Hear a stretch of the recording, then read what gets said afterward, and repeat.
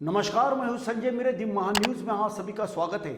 University के लिए senate का चुनाव होने जा रहा है और इस चुनाव में कोई अलग अलग पार्टियां लड़ रही है तो वहीं कुछ अलग अलग पार्टियां एकजुट होकर गठबंधन के साथ में सीनेट के चुनाव में मैदान में उतरी हुई है। आइए हम सीधा रुख करना चाहेंगे, आपको लेके चलते हैं नागपुर के प्रेस क्लब में, जहां पे प्रेस क्लब में लोगों ने जानकारी दी है।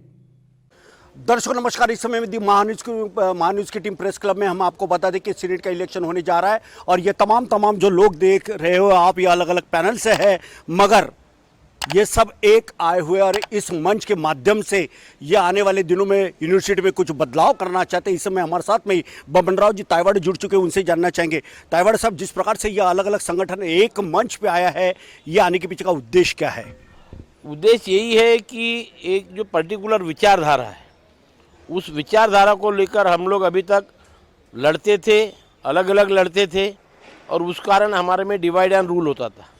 हम वो डिवाइड एंड रूल न करते हुए इकट्ठा आकर एक साथ कुछ लोगों का मुकाबला करने के लिए एक साथ आकर इकट्ठा उनके साथ ये लड़ाई दे रहे हैं और एक विचारधारा का विजय इस यूनिवर्सिटी पर लाने का विचार कर रहे हैं। बिल्कुल, एक मंच पर आने के बाद क्या ताकत बढ़ती है, इसके बारे में बबन राव तायवाड़ इन्होंने बताया। अब हमारे साथ में अधिवक्ता वाजपेयी जी साहब जुड़ चुके हैं। वाजपेयी जी साहब, आपका क्या रोल है या किस प्रकार के आप सहयोग करने वाले हो? विद्यापीठ में आप देख रहे हैं कई दिनों से जो प्रशासन चल रहा है, वो प्रशासन नियमों से नहीं चल रहा। नियम और कायदों को बाजू में रखकर जो एक अधिकारशाही के तरीके से जो चल रहा है प्रशासन, उसके विरोध में आवाज़ उठाते हुए हम लोग सब एक साथ आए हुए हैं और उसके लिए हम आवाज़ उठाते रहेंगे, सब साथ में रह के एक साथ लड़ेंगे और वहाँ डेमोक्रेसी जो पहले चलती थी उस डेमोक्रेसी को फिर से इस्टेब्लिश करेंगे। बिल्कुल, डेमोक्रेसी को किस तरह से एस्टेब्लिश करना है, इसके बारे में अधिवक्ता वाजपेयी जी इन्होंने बताया है। अब हम ऐसी पर्सनैलिटी के पास चलते हैं जो अधिवक्ता अभिजीत वंजारी, जो कि विधायक भी है और युवाओं के लिए, विद्यार्थियों के लिए उन्होंने काफ़ी अच्छा कामकाज किया और इस समय में हमारे साथ पे जुड़ चुके।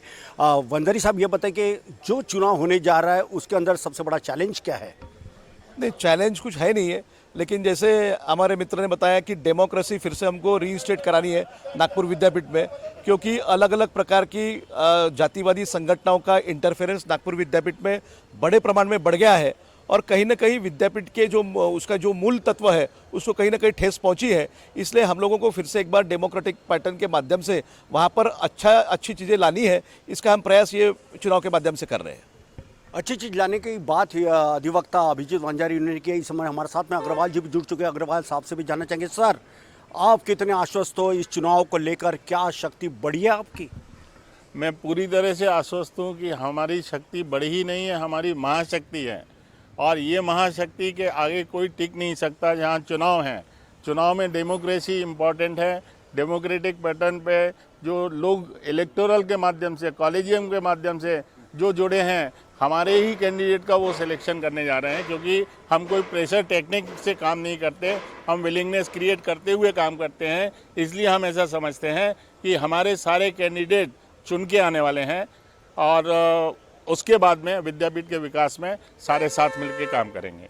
बिल्कुल, विद्यापीठ के विकास में सारे मिलकर काम करेंगे, ऐसा अग्रवाल साहब इनका मानना था। इस समय में हमारे साथ में पूरा मेश्राम जी भी है जो काफ़ी पुराने हैं, उनसे भी जानना चाहिए।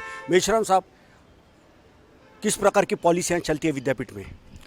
देखो भाई, बेसिक जो इशू है हमारा सब लोगों को एक आने का।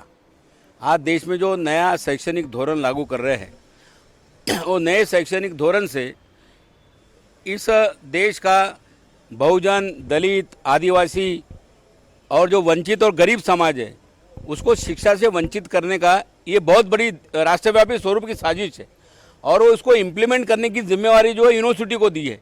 इसलिए हम चाहते हैं कि ये धोरण का विरोध करने के लिए एक प्रबल और प्रभावी ऐसा विरोधी पक्ष जो है वो नागपुर विद्यापीठ के सारे प्राधिकारिणी में आना चाहिए, जो जहाँ पर भी इस तरह से पॉलिसी लागू करने का अगर ये दबाव डाला जाएगा तो ये विरोधी पक्ष उसका विरोध करेगा। इसलिए हम लोग सब संगठित हुए हैं।